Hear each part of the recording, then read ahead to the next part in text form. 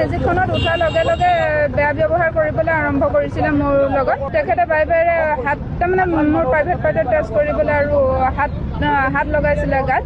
যোৰহাটৰ শৈক্ষিক নগৰী বুলি কয় যোৰহাট নগৰখনক, আৰু এই শৈক্ষিক নগৰী যোৰহাটক বৰ্তমান লজ্জানত কৰিছে এটা ঘটনাই। কিতাপৰ ৰঙাজানৰ পৰা আহি থকা এগৰাকী অধিবক্তা মেজিকত আহি আছিল, আৰু মেজিকত আহি থাকোঁতে তাত যোৰহাটৰ চিনামৰা DIC ওচৰত উঠা এজন ব্যক্তিয়ে অসৎ কাৰ্যত লিপ্ত হ'ব বিচাৰিছিল, আৰু যাৰ ফলশ্ৰুতিত আজি সেই অধিবক্তাগৰাকীয়ে যোৰহাট সদৰ থানাত এখন এজাহাৰ দাখিল কৰিবলগীয়া হৈছে। জ্যেষ্ঠ অধিবক্তা বিজয় নামৰ যিজন জ্যেষ্ঠ অধিবক্তা আৰু তেখেতৰ জুনিয়ৰ আছিলে এইগৰাকী অধিবক্তা, আৰু সেই অধিবক্তাগৰাকী মেজিকত আহি থাকোঁতে এজন চিনামৰা DIC ওচৰত এজন ব্যক্তি ধৰিছিল, আৰু ব্যক্তিজনে উঠিয়েই সেই মহিলা অধিবক্তাগৰাকীৰ শৰীৰত হাত দিছিলে, আৰু হাত দিওঁতে তেওঁ সেই ব্যক্তিজনক মানা কৰিছিল, বাৰে বাৰে মানা কৰিছিল এনেকুৱা অসৎ কাৰ্য নকৰিবৰ কাৰণে, কিন্তু প্ৰতিটো সময়তে তেখেতে সেই অসৎ কাৰ্য লিপ্ত হৈছিল আৰু কৈছিল মেজিকত এইবোৰ চলে। তেতিয়া সেই অধিবক্তাগৰাকীয়ে মেজিকৰ চালকগৰাকীক মেজিকখন থানালৈ লৈ যাবলৈ কৈছিল, কিন্তু মেজিকৰ চালকগৰাকীয়ে থানালৈ নানি অলপ আগত ৰাখিছিল, যাৰ ফলত সেই ব্যক্তিগৰাকীক আৰক্ষীয়ে আটক কৰাৰ পৰা সাৰিবলৈ সক্ষম হয়।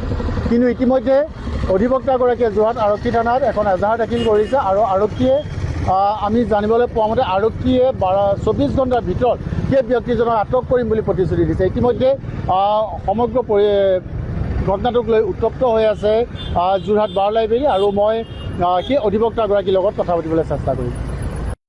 যিটো ঘটনা ঘটিছিল সেইটো আপোনালোকৰ হৈছিলে? হয়, মই তিতাবৰ ৰঙাজানৰ পৰা যোৰহাট কোৰ্টলৈ আহি আছিলোঁ, যিহেতু মই এগৰাকী অধিবক্তা হয়। আৰু সেই ব্যক্তিজন ক'ত উঠিছিল?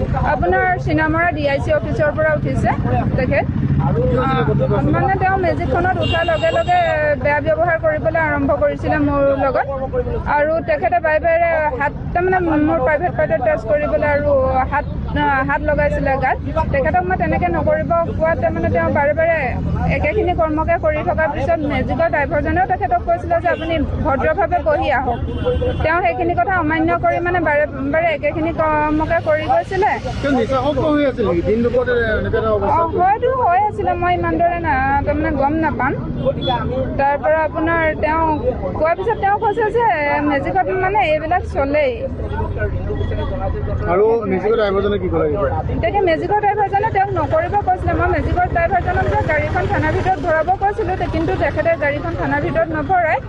আৰু তেতিয়া মই ছাৰলৈ ফোন কৰোঁ, ছাৰলৈ ফোন কৰি ক'লত যে এনেকুৱা হৈছে বুলি। তেখেতে কয় যে আপোনাৰ গাড়ীখন তাৰমানে মানুহজনৰ ভিডিঅ' এটা কৰা, আৰু মই ভিডিঅ' কৰাৰ লগে লগে মানুহজন মানে নামি দিয়ে, মেজিকৰ চলন্ত মেজিকখনৰ পৰা জঁপিয়াই নামি দিয়ে।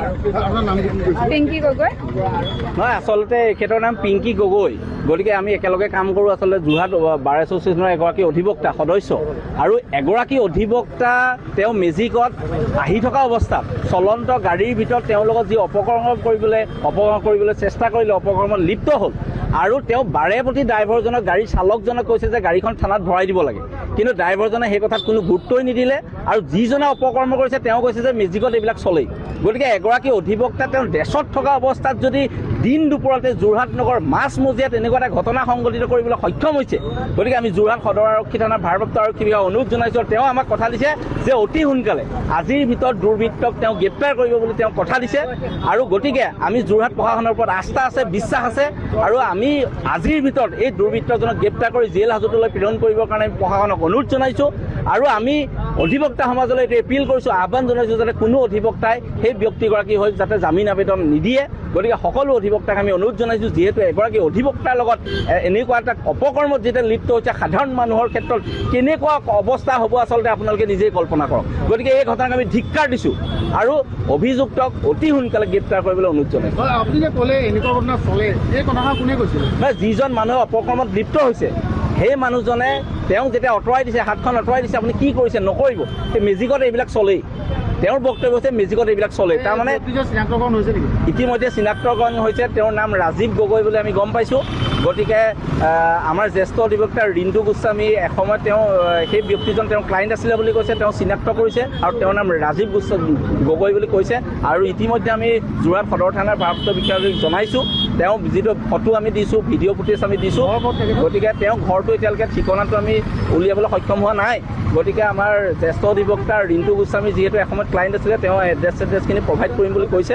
গতিকে আমি অতি সোনকালে তেওঁ কৰায়ত্ব হ'ব বুলি আশা কৰিছোঁ।